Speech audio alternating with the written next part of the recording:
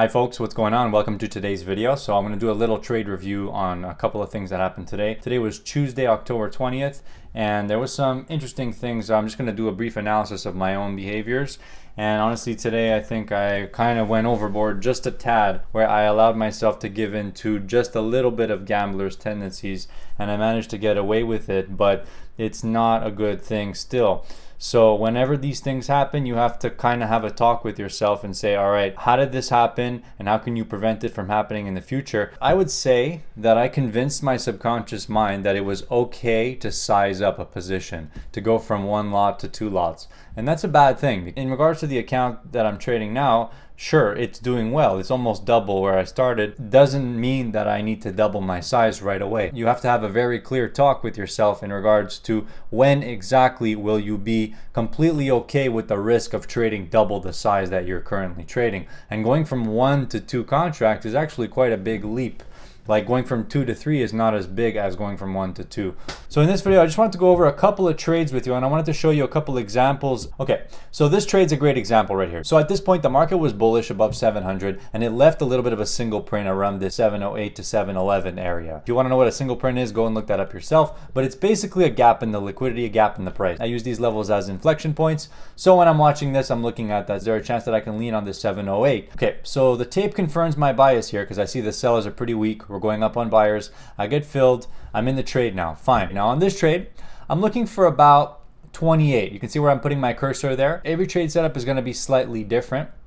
But on this trade in particular, I'm looking for about 27.5 to 28 because of the fact that there were shorts that entered here, and this is where the sellers were defending the area. And basically the point of this trade, I'm not looking to see a break above the highs. I'm looking to take a partial right around where shorts have their break evens. So let's take a look at how this develops here. I'm watching the inside print, and you can see that the market is not really showing any signs of weakness. The buyers try again. Now, what you're going to see here is the sellers try to come in.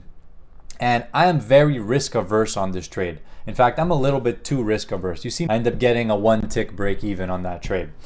And then you can see the market rallies back up and proceeds to hit my target. So you're going to see that in a second here. And there we go. So that's an example of a trade that the break even didn't have to be taken, all right? Just because I saw a couple of sellers and we went down to that point, I'm still clear about what price I'm leaning on, so there's no reason to take a break even. So that was an example of a trade where I was too risk averse, and you clearly saw how when I was on that trade, I was on side for the majority part of the trade, which means that it's not a trade you necessarily want to be in a rush to cut. If you're on side on a trade, you shouldn't be in a rush to cut it unless there's something drastic that just happened and that you're likely going to be offside any second now. So let's fast forward and I'll show you an example of the opposite scenario where I get into a trade and I'm trying to lean on about this 700 to 695. And this time, let's look at what happens. So I see the sellers kind of light and I decide to get long right here. So immediately you can see that I'm slightly offside. So this is different from the other trade because the other trade I was onside immediately. On this trade, I'm offside immediately, meaning that right away here, I should be more risk averse with this trade because I'm offside. I'm in a position of losing money, so I don't want to be risk taking for the most part. And again, this is going to depend. So if the market comes up and starts pushing above my price and is giving me profit, then there's no reason to cut it. But if I notice that the trade is spending a lot of time offside, then there's probably a problem and I'm probably wrong. So I'll just sum that up for you guys. When you get into a trade, if you're in the trade and you're on side for a while, there's no reason you should cut it. When you get into a trade and you're offside for a while and you notice that the market's having a bit of a hard time, then you're probably better off being risk averse in this case. So you can see here the market, as I've been talking to you guys, the market continues to be offside on my trade, meaning that the price I got is not really considered a good price. So we try for that 705 half and it gets rejected again. More sellers answer right at that point. And you can see that I'm continuing to be offside. So here comes a second attempt, 705 half. The buyers are trying, but they can't quite do it. And on this trade, I'm looking for about 715, right? But you can see that it's just struggling to trade above my price. So there you go. I get a few ticks in my favor at this point, up to about 710.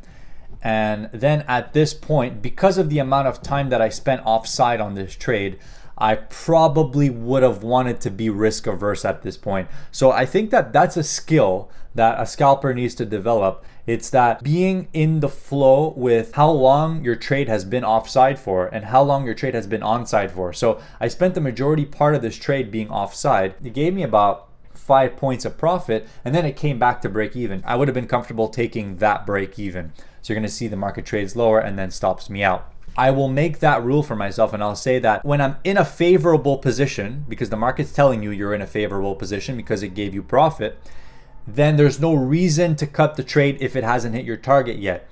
However, in the opposite scenario, if you are offside on a trade that you expected to be onside almost immediately, then there's a problem and you should consider looking for a break even a little bit quicker. So that's the story.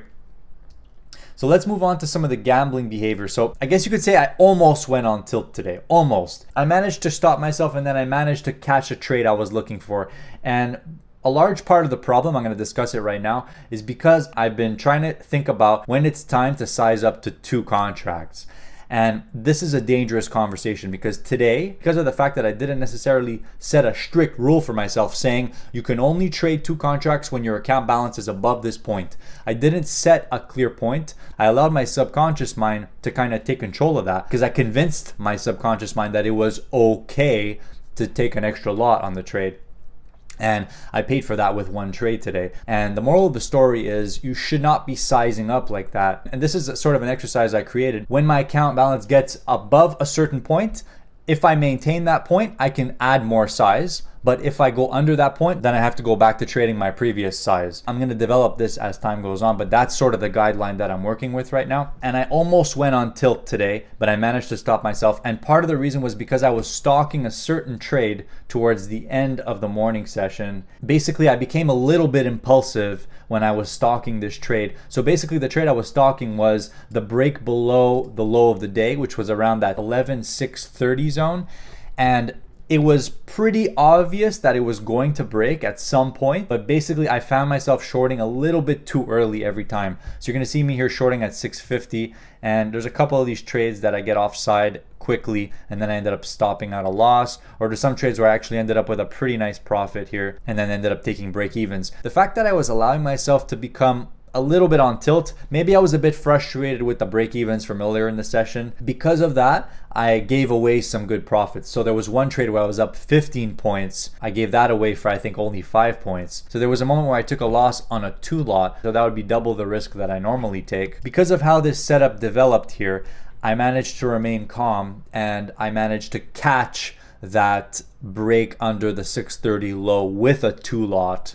And apart from what I said about how I was irresponsible, because that's part of this video, because of the fact that I was irresponsible for allowing myself to trade 2 lots to begin with, I still managed to catch the trade that I was scouting with 2 lots. If there's any place where you can reinforce bad behavior, it's going to be in the market. So that's why I need to make this video, because it's a conversation with myself and it's also a conversation to my viewers. Maybe some of you have been through this before, or maybe some of you can learn from this video. So here you go. We have the second attempt higher, and then this is where I decide to put on that short. And you can see that these rallies are getting sold. And I'm watching how the buyers are kind of weak. And I believe that this was the moment where I put on the short. So there we go. I put it on 2 lots, short at 642.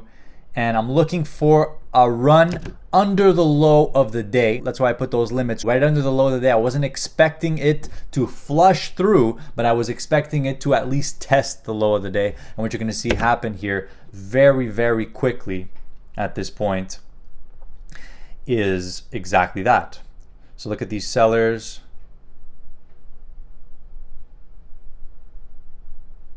So I was considering putting in a break even, and then boom, the thing flushes all the way down to 626 quarter, and then it immediately bounced right back up. So look at that.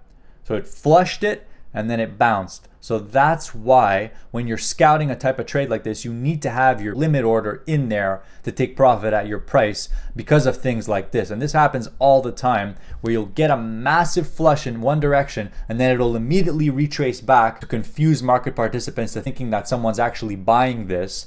And what you're going to see here is that was, I guess, some short covering for a short amount of time, and then it created this lower wick here. And pretty much about 20 seconds after this, you're going to see this trade right back down there. So that's deception at its finest right there. And if you want to make money trading in the market, you need to be good at understanding deception. That's one way that they often confuse some traders.